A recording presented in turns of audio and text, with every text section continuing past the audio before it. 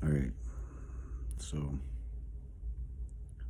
I'm under heavy attack right now. Um,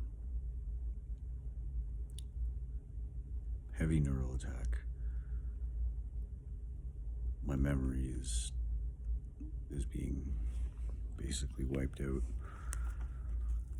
Um, they're inducing a lot of confusion in me, a lot of anxiety. Sorry, I got something in my mouth here. A lot of confusion, a lot of anxiety. Really difficult to focus.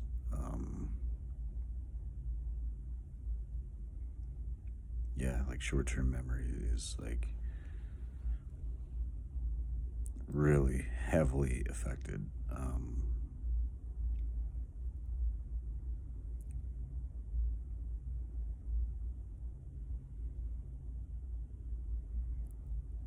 Basically, the revelation that this was all a setup. It was basically another setup. Um,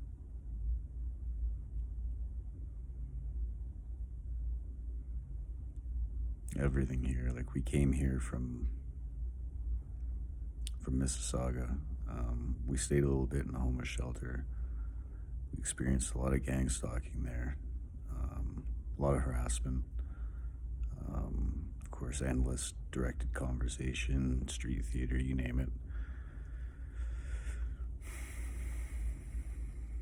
And we came to this parish community here in Edmonton with the hopes of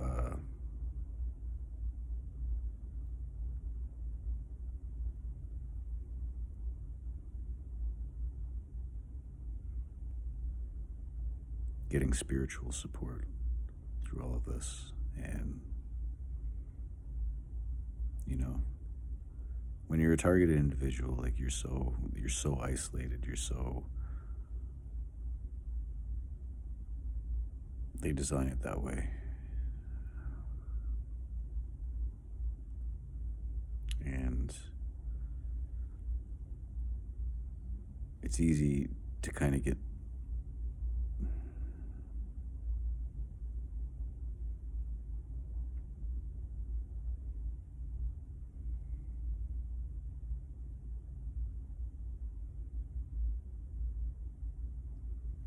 trapped. And this community here seemingly welcomed us with open arms.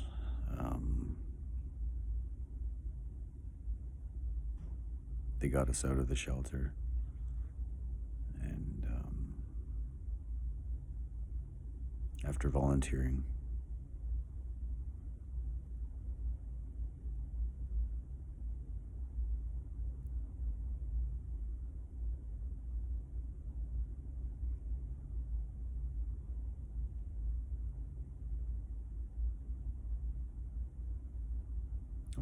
I'm under V2K attack right now too. I'm hearing voices.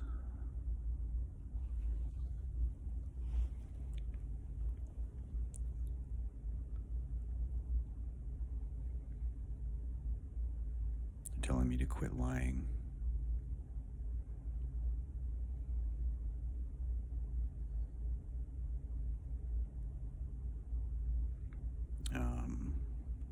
Yeah, after today's event, they've really stepped up the attacks. But anyway, like I was saying, it's hard when you're under attack. Your thought process is intentionally interrupted by V2K gang stalkers. You'll hear noises occasionally, which are induced. And anyway, we came to this parish community, and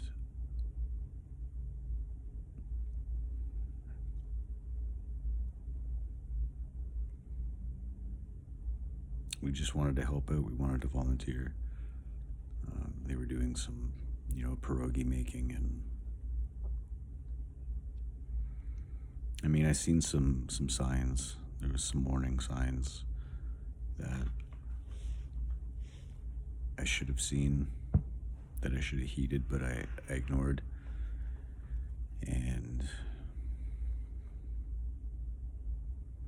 a lot of this has to do with, there's, I don't know, it seems like most, if not all, targeted individuals, there's some kind of sexual component to the programming. We hear a lot of V2K, me and my fiance, who's sitting next to me right now.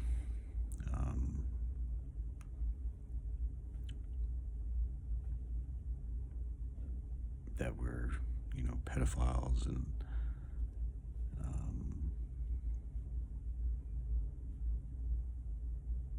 a lot of other things. But for us both, children seems to be a big part of it. A lot of the people that we run into on the outside, there's children everywhere. And I mean, how they could use their children in this way, involve their children in this kind of thing, is quite amazing. But like I was saying, there were some warning signs, and there was this guy who came for the pierogi making, and he brought his son, or I don't know if it was really his son, but he was heavily mentally challenged, and he basically was up on the stage. It's just right up over here. Stage is off in that direction. And are you hearing that? Yeah.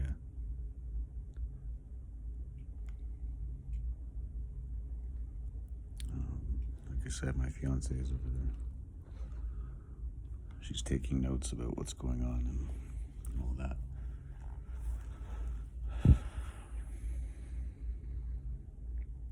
But he was up on the stage, and I mean, he basically had his pants down, like almost completely down.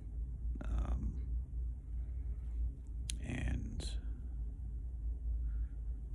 of course, you don't look at it. You don't look at that kind of thing, but it's kind of hard. You can see out of your peripherals what's going on, and that was a sign, because we had been seeing it all over the place, like kids, constantly, along with the V2K. I mean, guys, this is a brainwashing program.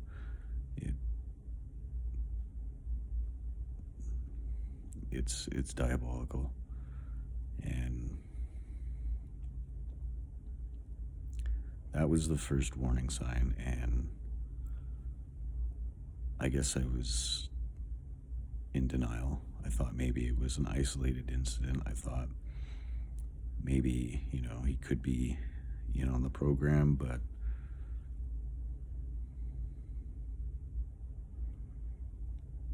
not, I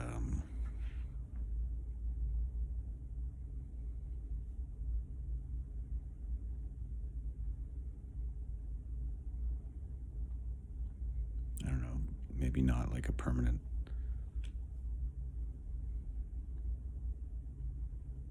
maybe just like a newcomer, right? Because we kind of expected people to follow us in here.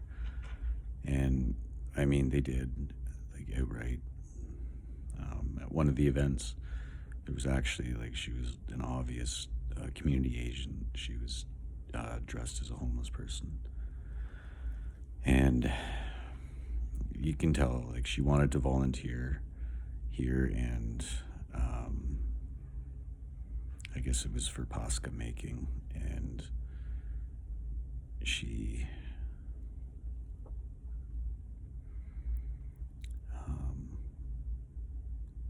she just, you can tell, like, if you've been in this program long enough. We've been in it for 4 years.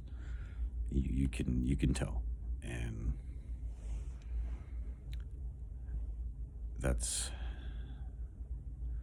anyway, she came in, and the main two people that brought us in, they were kind of aware of what was going on with us with the gang stalking. I'm just gonna go plug this in. They were kind of aware of what was going on, and well, as it turns out, they know everything that was going on.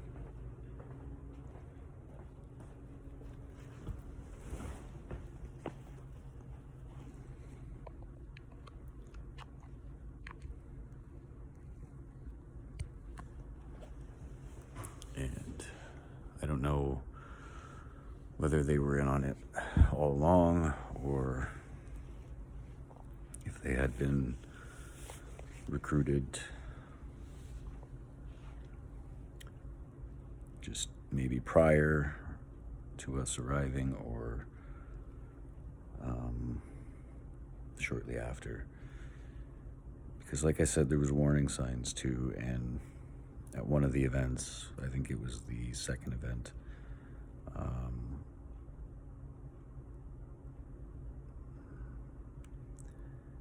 one of the main people here,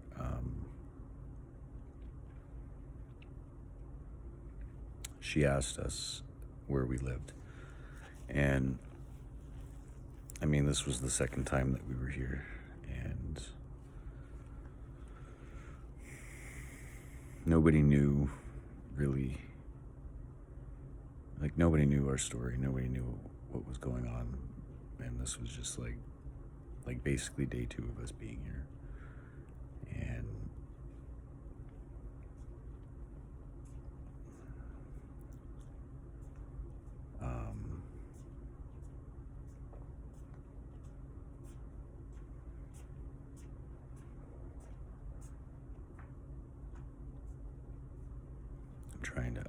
I'm under attack right now.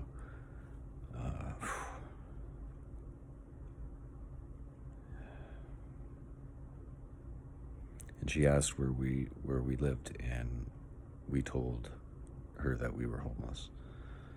And her reply was, "We know," or "She knows." She knew basically beforehand. It seems that way anyway. And you know, that was the next red flag. And I just had V2K again. They said, "Grow up."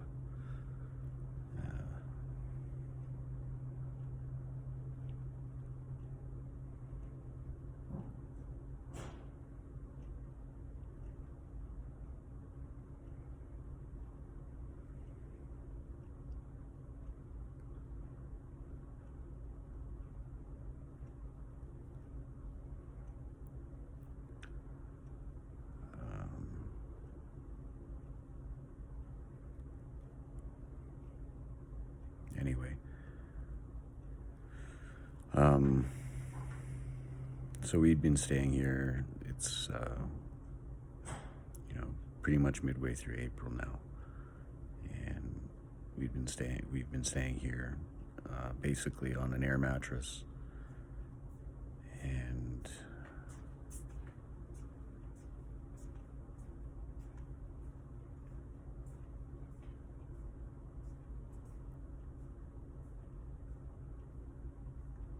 they've been feeding us and, you know, clothing us and, you know, showing us all kinds of kindnesses. And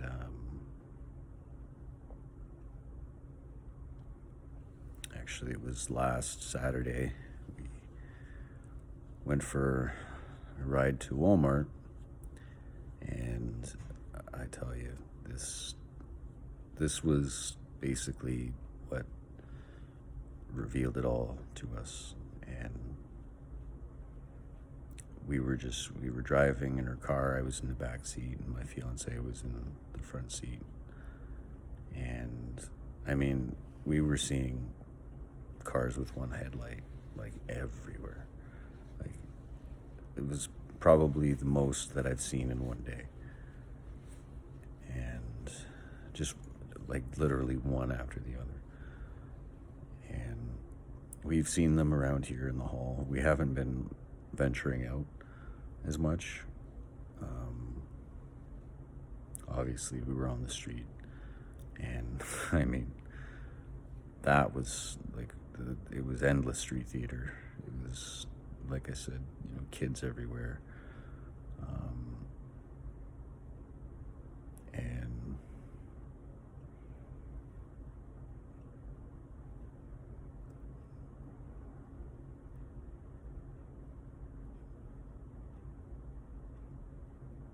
endless direct conversation. And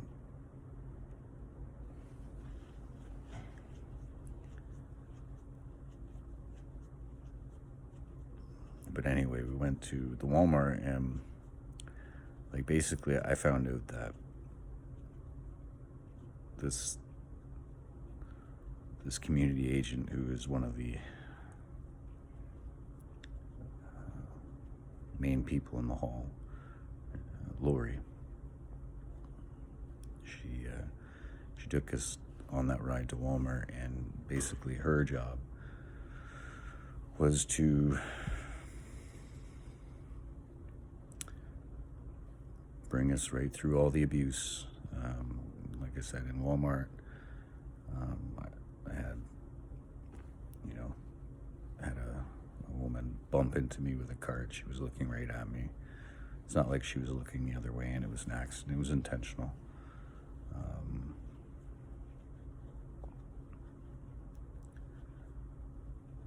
She was wearing a face mask, and I mean, nobody wears face masks here anymore, and especially in Alberta.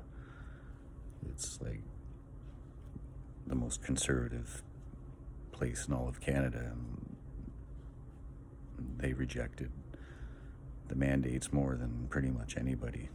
And anyway, in hindsight, I mean, when we were going to church, I mean, the church is just right across. I can see it right now. It's right across from the parish hall. And we would see people, especially during like Pascha, the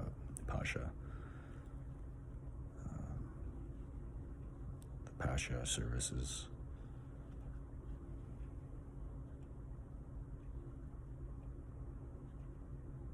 Like they'd be like, the ones around us would be wearing masks. Like immediately around us, they'd be wearing masks. And I mean, that's a sign. They just don't want to be identified or whatever. But anyway,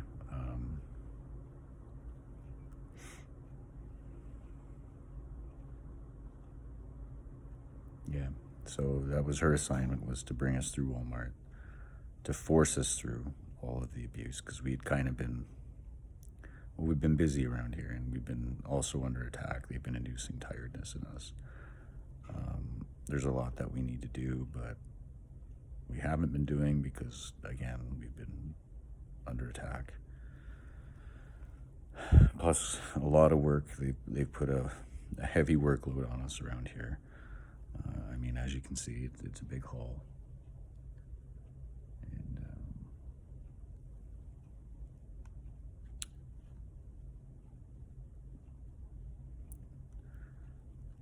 it's a big floor to mop and sweep, and there's a lot of chairs here and tables. We routinely break them down, put them back up, and so anyway, a lot of what we do is resting.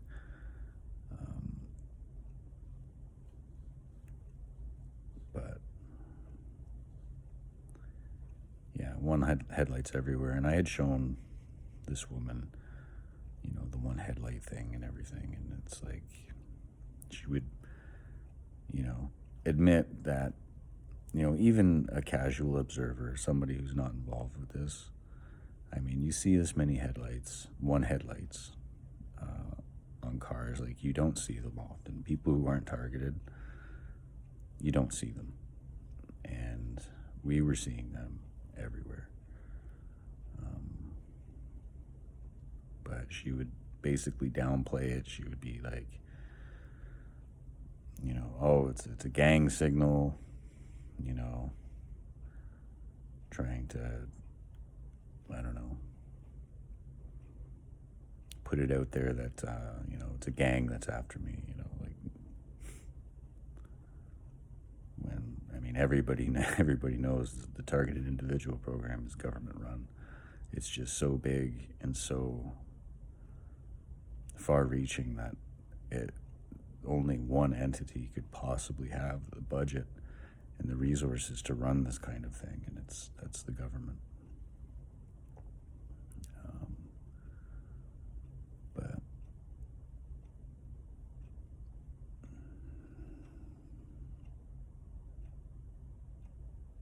yeah, so that was last Saturday, and last week, still absorbing the impact of it because, like I said, we developed what seemed like a very close relationship with these people, and it seemed genuine. Of course, it wasn't.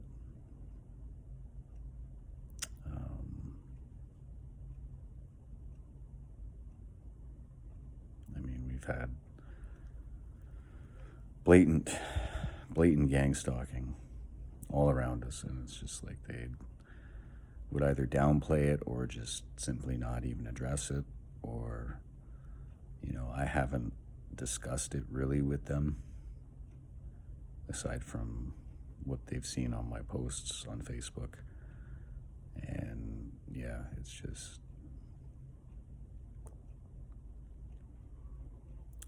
shortly after the revelation on Saturday, there was a big kind of blowout argument that all of us had.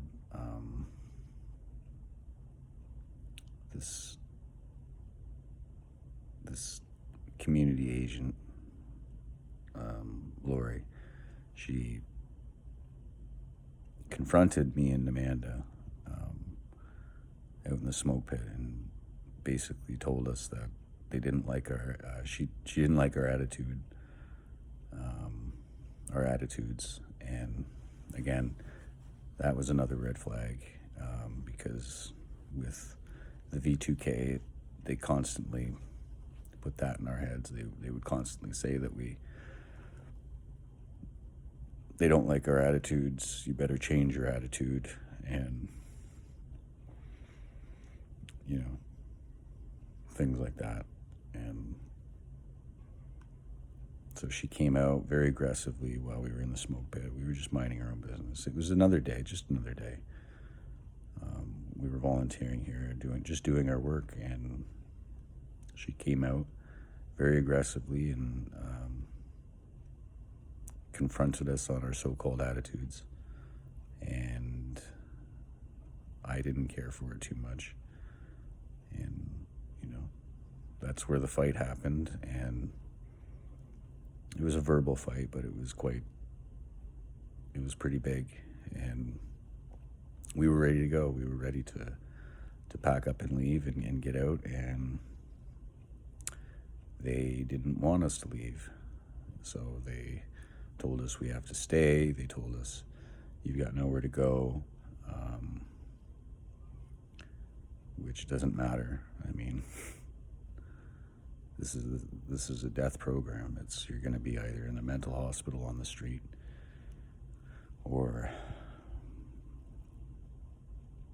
in jail or dead.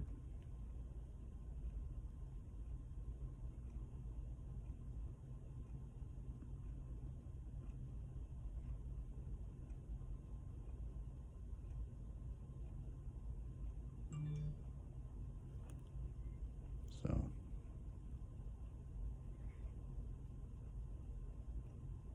yeah, we just finished this event that we had, and I knew what was coming. I knew exactly what was coming in it.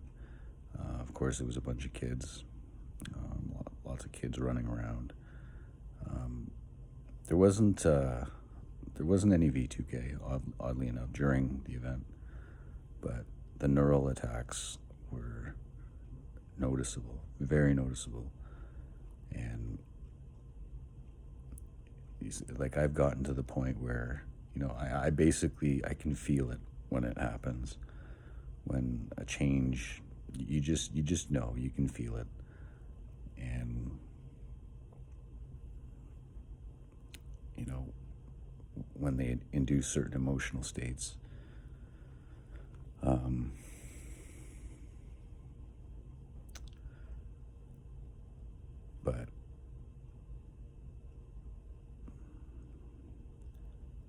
I won't talk too much about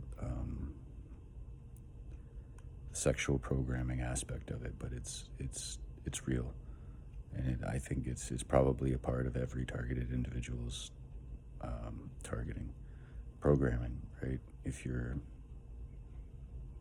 not a pedophile before, they will definitely try and make you one. They've been trying it with both of us, and it's a game. It's to see what they can do with the human mind, with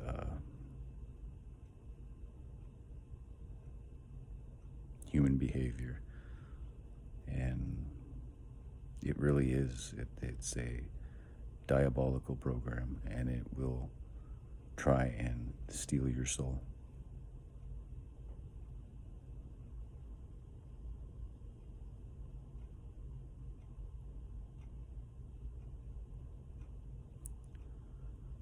So we're basically just waiting here.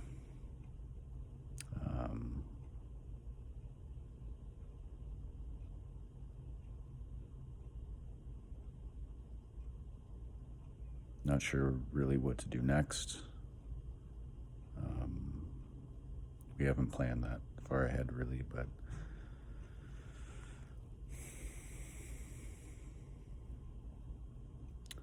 we're gonna hang in there, I guess, and and we're gonna keep praying.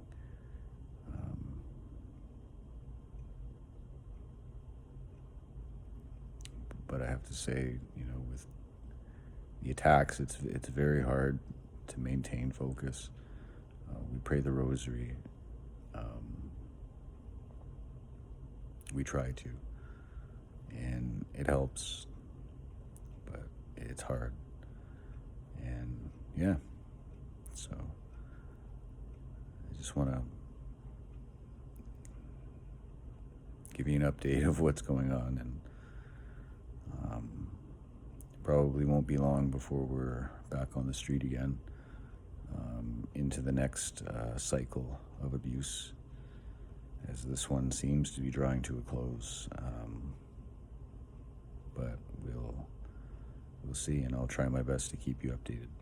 I wish all targeted individuals the best. I encourage you to stay strong and don't give up. Don't give up, and have faith. God bless.